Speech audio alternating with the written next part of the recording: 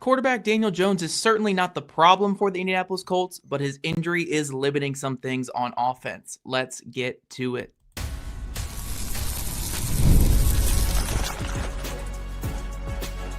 You are Locked On Colts, your daily Indianapolis Colts podcast. Part of the Locked On Podcast Network, your team every day. Hello, everyone. My name is Zach Hicks, your resident film nerd of HorseshoeHuddle.com. I'm joined, as always, by Jake Arthur, the boots on the ground over at Roundtable Sports. Welcome to Locked On Colts, part of the Locked On Podcast Network, now the #1 sports podcast network. Today's episode is brought to you by Gametime. Download the Gametime app, create an account, and use code LOCKEDONNFL for $20 off of your first purchase. Hello, everyone. Welcome to our post-game memorandum, of this Colts team against the Houston Texans. The Colts dropped their second game in a row, fall to 8-4 after a 20-16 loss to the Houston Texans. The season seems to be spiraling. The fan base is about as doomer as it gets. We're going to give you our typical post-game rundown of the day after we had like a sobering look at this game and kind of removed a little bit from the emotion. So we're going to dive into Daniel Jones and his play on the afternoon. We're going to talk about the Colts offense aside from Jones and talk about this Colts defense as well. But Jake, to kick it off with Daniel Jones, I listened back to some of our some of our squad show from last night. And I think one thing I really want to correct myself on is I said that like Alec Pierce was the only guy who really showed up in this game. Alec Pierce, especially on offense, was the only guy who showed up and like deserved to win this game on offense. And I do want to put a correction. I think Daniel Jones played good enough football to win this game. And I really want to add him to that group, especially with the context of what he's playing through with that fracture in his leg. You could see there's some limitations. There's some mobility issues. But I thought he played a pretty good football game. Certainly there were some completions you want to have here and there that were missed. And there were, the offense in general was a bit sluggish to start the game. But I thought he made a couple of his best throws of the season, including a couple of like just outstanding shots to Josh Downs in this game. I thought they had a beautiful pass to the back of the end zone to Alec Pierce where Pierce got up and got his feet down. And I thought he played some pretty fearless football against one of the best defenses in the league. So I do want to start off this segment by saying I think Jones played better than I gave him credit for yesterday on the squad show. And I think he was certainly not a reason they lost this game. Again, you can nitpick some things, and everything we do with quarterbacks is under this like extreme microscope. But if we want to say this last month of the season hasn't been good for Jones, I would probably argue that what we saw on Sunday, especially given the competition that they just faced, the #1 defense in the league, best defensive line in the league, just an outstanding secondary. I thought he played one of his better games that we've seen in a month plus from him, especially again with that injury he's dealing with. So for someone like me who's very critical of quarterbacks, I thought he played a pretty good game. We love an accountable king. Look at you correcting yourself. I love it. No, I would agree. This has been just a not great month for the Colts, but this was Jones probably his best performance of that month. So it's a shame that it comes in a loss. But yeah, when I'm looking at it and you look at the context, I rewatched today. The completion percentage isn't great. The 51.9, that's, I'm going to assume, probably his worst one of this season. But there's a lot of again, there's context in that. There was, like 4 drops probably. There was one where he just killed it and threw it at Tyler Warren's feet. A theme I'm really noticing, and this may be related to his lack of mobility right now, but with him just being relegated to like just being a drop back passer at the moment, they're throwing a lot of stuff between the numbers where the receiver is just not getting enough separation, and the defender is just ready to break it up. They're never further than an arm's length away from the route runner, and I think that's causing a lot of incompletions as well. So, if you look at last week against the Chiefs, they rarely pushed the ball downfield. I thought they were willing to go a little further in this one. You saw Jones target Pierce downfield like 3 or 4 times at least, and it largely went very, very well for them.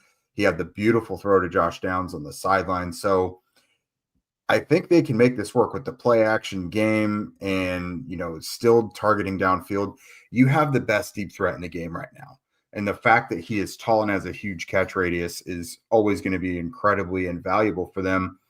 We've talked about you can get Tyler Warren a little more involved in the downfield game as well. I think he had a chunk play to Michael Pittman on an end breaker. Like this, I think if he's going to be limited to not running the bootlegs and getting out and throwing on the run and stuff, and it's just like play action, drop back, take what the defense is giving you, I do think it can work. Like you said, I think he played well enough to win yesterday. There was just a lot of stuff that went along with the offense that, it just didn't allow them to. And to give Houston credit, obviously, as well, this was the number one defense in yardage and points coming in. It just feels like this game is just another clunker on top of what we've seen in the last month. But when you look at it, it wasn't the worst performance against, again, the number one defense in the league. So you have to consider your opponent in this one as well. It's not like when they were facing, the Steelers. The Steelers defense had done nothing coming into that matchup. The Chiefs defense was beatable. Honestly, if their game plan against the Texans is what they tried to execute against the Chiefs, I think it would have gone a whole lot better. You know what I mean? Now that was a tale of three quarters versus the final one, but yeah, I was pleasantly surprised with Jones, and I think it was an encouraging performance given what the offenses looked like in the last month and what we know he's dealing with physically. Yeah, I think the only discouraging aspect of his performance is not really necessarily him. It's more of what his injury does to the offense. It has taken away a lot of their layups and their easy buttons, just because the play action boot game was so massive to start the season. And we've seen Tyler Warren kind of hit a bit of a rookie wall in the last couple of weeks, as well as dealing with this injury. So he hasn't been as effective after the catch, or he's not dealing with an injury. He's dealing with the stomach bug that he had on Sunday, which we'll talk about in segment 2. I think he was certainly ailing from that in this game. So it's taken away a lot of their easy buttons. Getting Jones on the move with those RPRs and RPOs just aren't really in the game plan right now. And again, just no more boot action, which was so effective. I think they ran 2 bootlegs in this game, and one of them was the touchdown to Tyler Warren, and the other one was the throwback pass to Jonathan Taylor. So the times they ran it were very effective. They just can't run it as efficiently because their quarterback has a fracture in his leg. So the Colts need to find more easy buttons, whether it's getting quick screens involved, whether it's finding more underneath things just to get back into third and manageable, because for as good as I think Jones played on Sunday, and they converted a couple 3rd and 8+ for the first time in a couple weeks as well, which I thought was very encouraging. Notably, a couple nice throws down the field to Josh Downs. You don't want to be in that situation very often. Again, especially with a quarterback dealing with this injury. So I think they need to find better ways to win on the early downs. They tried to lean on the run game early, and it was getting absolutely stuffed. They just were not winning at the point of attack, and Taylor was making some weird reads and going backwards on a couple times. So, they need to find an easy button now, because they essentially lost their best easy button in the play action boot game and the RPO game because of the injury that Jones is having. So that's my biggest discouraging takeaway with the offense is they have new limitations placed on them with this injury. Now they need to do some soul searching and figure out new ways to move the ball forward and become that very good first down team again, because I don't know what the ceiling of this offense can be without being effective on first down. I think that goes for all offenses in football, but especially when you have a hampered quarterback, you need to be able to get into these 3rd and 3s, 3rd and 4s versus 3rd and 10s, 3rd and 12s when defenses can pin their ears back. So that's the bigger concern. But overall, I think Jones played a good game. And again, I said this is one thing from the squad show that I will stand by. We're talking about a very different outcome if Josh Downs doesn't drop that ball on 3rd down. I almost certainly think they win that game if Downs doesn't drop that ball, or at least they get the lead there. We'll see if the Colts defense would have held the lead after that. But I think they get the lead on that drive if Downs doesn't drop that football. They would have been in, at worst, 4th and 2, probably convert that first down if he doesn't drop it. And we're looking at a potential touchdown drive to take that lead. So Jones had them on the move. He played some good ball. I'm not too concerned about the quarterback right now, even with his injury. There are just kind of some other concerns on this roster for me right now. Yeah, and something encouraging, but also kind of makes you want to pull your hair out. In the last 2 games, they're 0-2, but 1 sack, 0 turnovers. So Yeah. that's encouraging that they're about to turn the corner, but at the same time, Rick, how do you lose both games in that instance? But Well, a big yeah, part of that is I think what 5 3-and-outs in those two. yes, oh yeah, That's a big part of how you lose it. So yes, no turnovers are great. You'd rather like if you had to put the two against each other, I'd rather have a 3-and-out than a turnover. But still, a 3-and-out is almost as bad as a turnover. At least like field position wise, it's not as bad. But 3-and-out is pretty awful for your offense. So find yeah. ways to move the ball. But I do like they're taking care of the football. The sack issue was not a bit like one sack against Houston's defense, where they just came off a game where they had 8 against Buffalo. And it was Like, Sheldon Rankins. They didn't even let Hunter and Anderson had a great game, but they didn't let yeah, Anderson and Hunter wreck the game. yeah. So I think overall it was an encouraging thing. They just kind of got in their own way a couple times, and we're going to talk about that here in just a second. How this Colts offense, I don't think they're that far away, but just so many times they're taking that shotgun to their foot, and they really got to clean that up going forward. The World Cup is coming back to North America for the first time since 1994, and with 48 teams for the first time ever, it's going to be massive. But let's get real. Getting tickets is usually the hardest part of anything, let alone something like the World Cup. But that's why the Gametime app is clutch, finally giving fans a real advantage when it comes to snagging seats. With Gametime, you can track price drops in real time, get alerts when great seats open, and buy tickets the moment they hit the app. It puts the power back in your hands, and it makes going to the World Cup an actual possibility instead of impossible. You pull up the app, and the layout makes it real simple to scroll through matchups and compare seat views. Just pick a game, tap a section, and then you can have tickets locked in within minutes. No confusion and no hunting for fine print. The seat view feature, that's a game changer. You literally see what the pitch looks like from your exact seat before you buy. And prices include fees up front, which I love. No last second surprises at checkout. There's alerts for teams and matches, which makes it easy to grab tickets the moment that they drop instead of missing out. So overall, just take the guesswork out of buying World Cup tickets in every match, concert, or event with Gametime. Download the Gametime app, create an account, and use code LOCKEDONNFL for $20 off of your first purchase. Terms apply. Again, download the app, make an account, and use code LOCKEDONNFL for $20 off. Swipe, tap, ticket, go. Gametime. All right, welcome back, everydayers. Thank you for making Locked On Colts your first listen of the day, and thank you for making Locked On the #1 sports podcast network in the world. It is very much appreciated and only possible with you by our side. So let's keep the good times train rolling a little bit, Zach. So we talked about Daniel Jones, but there's a lot to discuss around him on the offensive side of the ball. And when I watched the game back, you would really start to get into it at the end of that last segment, how this offense is just so reliant on getting ahead of the sticks and getting those quick, easy, boring wins early in the down and distance.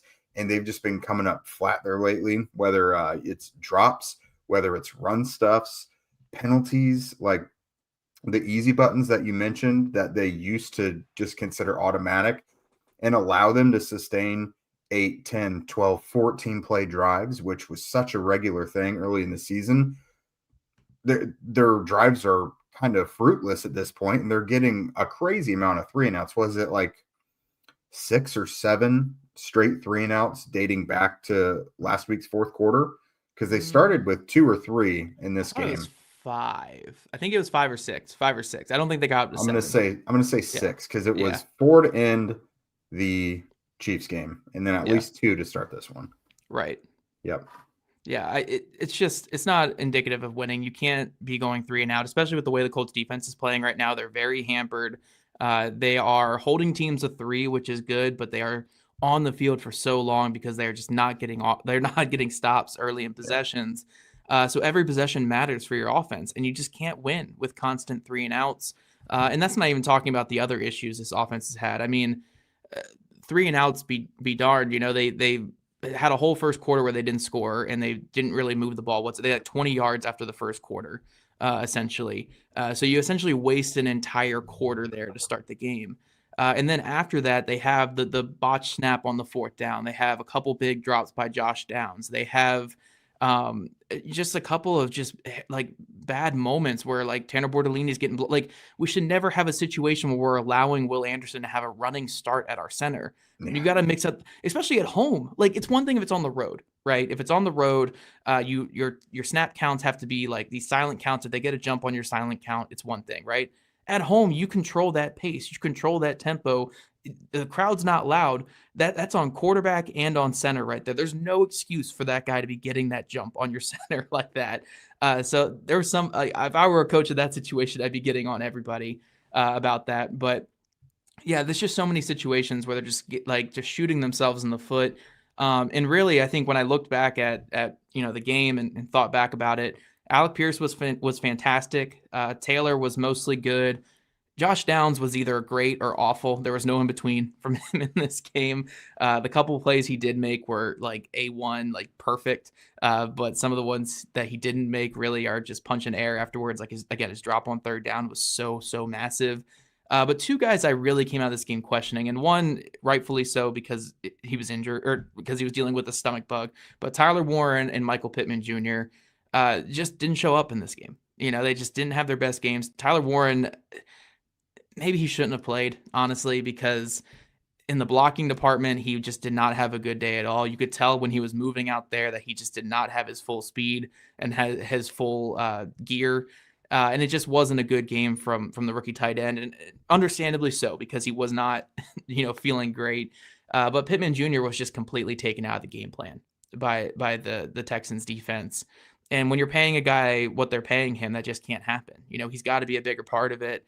And I know that fourth down ball was a bit high and a bit tough to catch, but when you're getting paid $25 million a year, that's a ball you got to have. There's got to be these got to have it moments from your star players if you want to win in the NFL, and he just didn't get it. So I think that we saw this offense early in the season when they were so lethal and so great that they were just making every single play. And we're still seeing them make some plays. Taylor had a couple breakaway runs. Pierce, was making any play when the ball was thrown his way. And Downs made a couple big plays, but those couple of details that they're missing, like again, the drop snap on 4th and 1 that ended up being a loss of possession there. The couple timely pressures and sacks and QB hits by the Texans defense where the line just didn't pick up a stunt. And then Pittman just not being this guy who's a vacuum catching up everything, and Warren not creating after the catch. Those couple of things are the difference between scoring 30-something points in the NFL and scoring 16. So they just need to get everyone back on track. For Warren, just get over the stomach bug, obviously. I'm not going to kill him for that. I just want to see him back and healthy again. But for Pittman, it just can't. We can't have games like this from a $25 million per year guy, And just to touch on the offensive line, I thought the offensive line was fine. I didn't really expect them to just be this dominant force against the best D-line in football. But I thought they held Will Anderson as quiet as you possibly can. Danielle Hunter really wasn't much of a factor in this game on the other side. And they ran the ball fine in the second half. They got stuffed a couple times, but those linebackers were keying the run so heavy, so fast, and so strong that no running back was going to create in those situations. So yeah, I think that they had the ingredients to put up points in this game on offense. They just had a couple of timely moments where they shot themselves in the foot. And again, the extra point was another part of this where this game's in overtime if they just make an extra point early in the game. So I'm not terribly concerned with the offense after this game, but it's a running theme of the last month of play where they just can't get out of their own way. And this is the difference between being the best offense in football and being a middling offense. There are these couple of moments that they're not capitalizing on. Yeah, the missed extra point and then the extra point that maybe wasn't by the Texans was kind of a crazy couple of factors into this one. Some things that really stuck out to me, and you touched on a couple of them. So you had Jones had a drop snap, which pretty much killed a play. Warren had that drop snap on 4th and 1, which would have normally been a Daniel Jones sneak, which they can't really do right now. That the Warren one was so bad, I legitimately was like, did they try a fumble Ruski? Because it just was so off target with the snap, and it came out of nowhere. I was like, what was that? Just overthinking it there. Like I think I know so. it's more of we're analyzing the result more so than the actual decision, because calling a sneak is fine. Mhm. I'm all for calling sneak, but just get in the tush push and go forward with it. Like we don't need Mhm. to do this whole motion thing. Just get in the tush push and push it forward. Like Yeah. it doesn't have to be all that. Yeah. And then so I've got, I mean, we're on the back end here, but I do have a couple things for you here. Do you have a problem with these things? So Shane winning the toss and taking it first. A lot of people, when I report the coin toss things, a lot of people have a huge problem with the Colts taking it first. If you're not scoring on them, then yeah, I do have a problem. Okay. And again, it's kind of results based analysis here, but Yeah. you take that to win the opening script. So Mhm. the only benefit you get out of taking the ball to start the game is if you are winning that opening script. And early in the season they were, and it was leading to immense success. But this last month of play, they have not won the opening script from a failed fourth down against I think it was against Atlanta, to turnovers, to just bad, 3-and-out in this past game. And it puts you behind the 8 ball for the rest of the game. So if you're going to take that ball, you got to be damn sure that you're going to win that opening script, because if you Mhm. don't, you are behind the 8 ball the rest of the way. So yeah, it's a bit of results based analysis, which I don't really like, but it's kind of what you're going for with that. Like you got to be like on it that you're going to win that opening script. And to have a 3-and-out when you take the ball, that's Oh kind of yeah. that's embarrassing to me. Like And it then just can't another one. happen. Yeah, it can't Yeah. happen. And then my other thing that it's probably debatable, but I didn't love. They ran the halfback draw out of shotgun on 3rd and 10 from midfield with a blitz right there that was obviously dead on arrival, which led to a punt. It just felt like a punt on 3rd down, because like you're probably getting a few yards there at best. And then are you really going to trust Badgley with a field goal, or are you going to go for it on like 4th and 6? Like Yeah, what? so my takeaway on that, and I'll be quick at this because we do got to get to the defense. I think that run was against a lighter box. Now the Texans brought a blitz out of the lighter box, Mhm. so credit to them. But it was a lighter box. You're trying to get at least 5 to 6 yards, and then you go for it in that situation. I don't think the kick was even on the table in that No, it was conversation. deep. Yeah. Yeah, I don't think the kick was even remotely on the table. I don't think they wanted to punt there, but I think it was mostly we're going to run. We're going to get this into 4th and 4, 4th and 3. And then we're going to go for it. But it just got stuffed up front with the lighter box. Texans played it well. I actually don't hate that decision too much. I have other qualms from this game, but that one I didn't Mhm. really hate because, I mean, the passing game was really off at that point. Like the Yeah. Texans were getting on everything. A couple big hits on Jones and a sack already at that point. So I didn't really hate that decision too much because, again, if you get into 4th and 4, 4th and 3, and heck, you're handing it to a running back who's averaging 6 yards a carry. If he just hits his average on against a lighter box with a guy pulling out in front, you're in go for it situation like territory. So I didn't hate it. It's just the result just wasn't what they were looking for. Yeah, it's just something I definitely noted because I just in the moment I was like, I don't love that. But I digress. Look at us talking offense way too much. Coming up, guys, in just a moment, let's talk about this defense. Did they perform well? Did they not? Was it good enough to win? Maybe we'll see, but we'll talk about it in just a moment. This episode is brought to you by PrizePicks. The holiday season is one of the best times for sports, bowl games, big basketball matchups, playoff pushes. It's all happening at once. And while we're all making choices every day, one of the most fun places to make the right call is at PrizePicks. PrizePicks is the easiest way to get in on the daily fantasy. Just pick more or less on at least 2 player projections, lock in your lineup, and you're in the game. It's simple, fast, and available in 45 states, including California, Texas, Florida, and Georgia. PrizePicks has added an extra layer of excitement to the holiday sports schedule. Creating a lineup takes less than a minute, and the app makes the whole process smooth and intuitive. You could choose from a huge range of unique stats: fantasy score, field goal attempts, free throws made, turnovers, whatever fits your strategy. Plus, the new stacks feature, it lets you choose the same player up to 3 times in one lineup. So, like more on a quarterback's passing yards, touchdowns, and rushing yards, for example. Download the PrizePicks app today and use code LOCKEDONNFL to get $50 in lineups after you play your first $5 lineup. That's code LOCKEDONNFL to get $50 in lineups after you play your first $5 lineup. PrizePicks. It's good to be right. All right, welcome back, everydayers. We are talking about Colts and Texans, a 20-16 loss for the Colts. Their first at home this season drops them to 8-4, while the Jacksonville Jaguars also become 8-4. And now the Texans are just a game behind at 7-5 and hold a tiebreaker against the Colts. So not a great outcome. But now we're going to talk about the defensive side of the ball.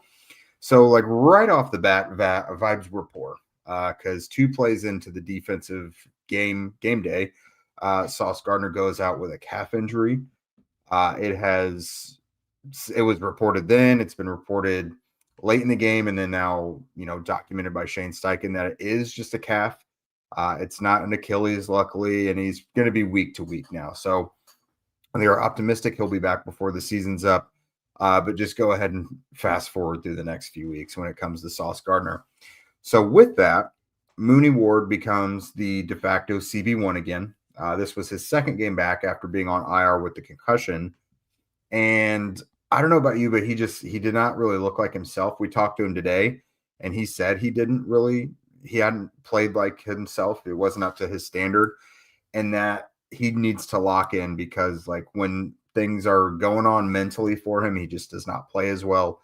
So he, admitted that he kind of needs to get it together. So when you don't have a Sauce Gardner out there and, Charvarius Ward isn't playing like the top guy, what kind of effect does it have on you? Because, I mean, you brought these guys in to be able to take out the Nico Collins of the world. And then here you go. Collins has another nice day against the Colts. Yeah, it's really tough to talk about this defense because on one hand, they are dealing with, of their 3 top players on the defense, their 3 impact players, they're down to like half of one of them. Like Mooney Ward has just not been himself the last couple of weeks. Hopefully he can get back to it, but having 2 concussions in one season takes a big mental and physical toll on you. They're down Sauce Gardner now. DeForest Buckner's been out. So being down your star impact players for any team is a massive letdown. I mean, look at the 49ers defense this year without Fred Warner and without Nick Bosa. They've really struggled on that side of the football for the most part. I mean, I guess when you play the Browns, you could be fine. But for the most part, they've struggled on that side of the ball. And I think that even with those injuries they've dealt with, they've done some things well. Like they are standing tall in the red zone, like really well these last 2 weeks. They have got turnovers in each of these last couple games, big time turnovers to get the ball back to their offense. And they're limiting the damage that they are facing, which I think is a vital aspect of playing defense in the NFL. Like anytime, even if you're on the field for 10 straight minutes, if you hold a team to 3 points, your offense has a chance to go right down the field and tie that total up in less than a minute with just like a 20-yard gain off the bat. Like that, I think that's a massive thing for a defense. But on the other side, they got to get off the field quicker. They have to cause more havoc and disruption. Every drive can't go for 10 minutes. It's just not sustainable this way because eventually, if you're only bending and bending and bending and bending, there are going to be times when you start to break. And it's just not sustainable for a defense. So, you want to commend them for the fight they have for keeping the Colts in games where, yes, they're not fully equipped right now. And yes, they are struggling, but they are still holding teams to 3. They are getting big turnovers that are helping the Colts put points on the board. But they just got to, at some point, the bending has to stop to a degree. It's fine to bend at times here and there, but there has to be more havoc. There has to be more disruption. And we're just not seeing it, especially in the trenches right now. I think the run defense was mostly good on Sunday, a couple of gash plays, and I wish Mekhi Blackman had a little bit better effort on that 2nd and 8 run at the end of the game where the Texans iced it. But I think the pass rush is just dreadful right now, and it's highlighted by Latu just still kind of being this fine player. Kwity Paye is just not an impact rusher. Tyquan Lewis, Samson Ebukam not playing up to their contracts. Really the best rushing you're getting is from Adetomiwa, Adebore, and JT Tuimoloau, but those guys are still kind of like fine-ish rushers at best. So they're just not pressuring quarterbacks. And something you and I talked about before we started recording too is like even on the plays where the quarterback's holding it for like 4 seconds back there, and these guys are finally getting their wins and closing in on the quarterback, they're missing tackles and they're not getting the quarterback. Like, at least if you're going to have the quarterback hold it that long, at least get him on the ground after that. But we aren't seeing that. I mean, the only guy who could finish in the backfield was Chris Wormley on one of his like 4 snaps out there. So yeah, the pass rush needs to be better. I think, again, there are some commendable aspects with this defense, but is it like winning football? To a degree, yes, but also to a degree, it does put a lot more pressure on the offense. You know, the offense only had 3 possessions in the second half in this past game. And while you want them to get points on the board and going, you know, not completing a 4th down in the red zone on one of those is just not what you want from your offense. That's not sustainable play. So yes, holding them to 3 a lot is good, but I'd rather get the stops a little bit quicker, or at least if you're going to hold them to 3, hold them to a 50-yard kick instead of a 20-yard kick, you know, so they can get off the field a little bit quicker. So I think there are some things this defense could be doing better. Lou could just mix in even more just pressure looks and stuff just to get on. But then again, they're getting beaten man coverage. It's hard to blitz when you're getting beaten man coverage. So I don't know what the answer is right now. They're just hampered on defense. They don't have an impact pass rusher. Their top outside corners are either hurt or not playing like it. So maybe just holding the 3 a couple times and hoping the offense can get back to scoring at least a point per drive or a couple points per drive is the way to go. I'm not sure what the solution is right now, but at least they're holding teams to 3. Like, again, you're 20 points allowed and 23 points allowed. Like, that's fine in the NFL. But it just wasn't enough to get the wins the last 2 weeks. Yeah, no doubt. So real quick, for those on Badgley Watch, I was just looking through my phone. No tryouts today so far for the Colts. Maybe tomorrow, we'll see, but they did not have any tryouts today. But yeah, for the defense, what really has been sticking out to me lately, the pass rush is eventually getting there, but not quick enough. Your starting pass rush has not been good enough. And like you said, when they can have the quarterback dead to rights and they're just still squirming out of it. You know, you and I, again, talked about Stroud takes a lot of sacks under normal circumstances. Like, they're even getting hands on them. It's like they're taking a poor angle, or just they're not getting a good enough grade. I don't know what it is. It's like, how do you get to the quarterback this often and not bring him down? So there's that. And then when the ball does come out, in-breaking routes are murdering them. Like, they are not handling them well at all. Now, given Stroud is always like, that has been his number. Like, he is such a Shanahan style quarterback that has been his, like, if he could, like, forgot how to throw, or if he had to switch throwing hands, he could still throw in breaking routes. He's always been so good at in breaking routes, timing routes, and against man coverage. It has been his bread and butter since he was born, I'm sure, playing quarterback.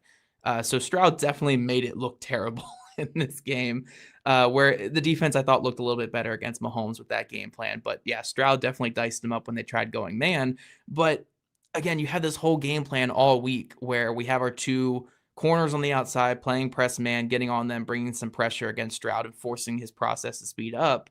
And then you lose one of those corners and you just lose that ability to play man at a high level. And it's like, shoot, like, what do we do here? So it's tough, man. Injuries are a huge reason why teams lose in the NFL. Yeah, like when you lose a guy like Sauce that early in the game, and then you, like, that was your game plan, and then you have to try and fit someone into that role, because it wasn't just Ward, you know, like Blackman and Jones played quite a bit as well. So you just kind of have to roll with the punches with the same game plan. But real quick, I did want to mention some guys that really stuck out to me. I thought Cam Bynum was really good. He had a really nice run stuff, tackle for loss early in the game, and then he obviously had the interception, which was big. In a 1-possession game, that stuff is incredibly invaluable. Chris Wormley, you mentioned, he wasn't just a free rusher. He had a really quick move on the guard and beat him and got quickly to Stroud. And how many times, even when the Colts do get sacks, do we see someone get to him quickly? Very rarely, it seems. Got him on the ground at least. So like, it was a quick win, which is rare for the Colts. Yeah. So yeah, I wanted to at least applaud him for that, for sure.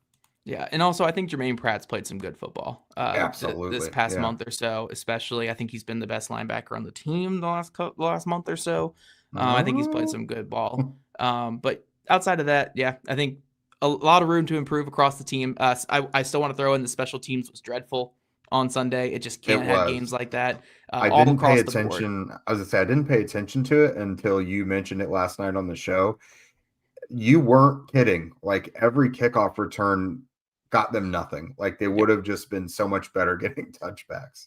Yeah, it was just a brutal game where you need your team to come out with more energy and more inspired. And maybe we'll talk about this more tomorrow about the Shane Steichen of it all, Jake. But that is all we have for today. We've run a little bit late on this episode. I want to thank you guys for making Locked On Colts your first listen of the day. The NFL season's in full swing for you. So for your next listen, get a double dose of the Locked On NFL podcast. Tyler the Madman Rolling gives you a shot of espresso to start your football day, while Tony Wiggins takes you into the barbershop for the smoothest breakdowns to end the day. Find Locked On NFL on YouTube or wherever you listen to your podcast. You guys want to become a Locked On Colts insider and chat with us directly and get that insider scoop. Follow the link in our show notes. And if you don't already, make sure you're following at Locked On Colts, at Jake Arthur NFL, and at ZachX2, all on socials. We'd love your guys' ratings and reviews as well on YouTube if you want to just check us out there. Have a great day. We'll catch you guys back here tomorrow afternoon.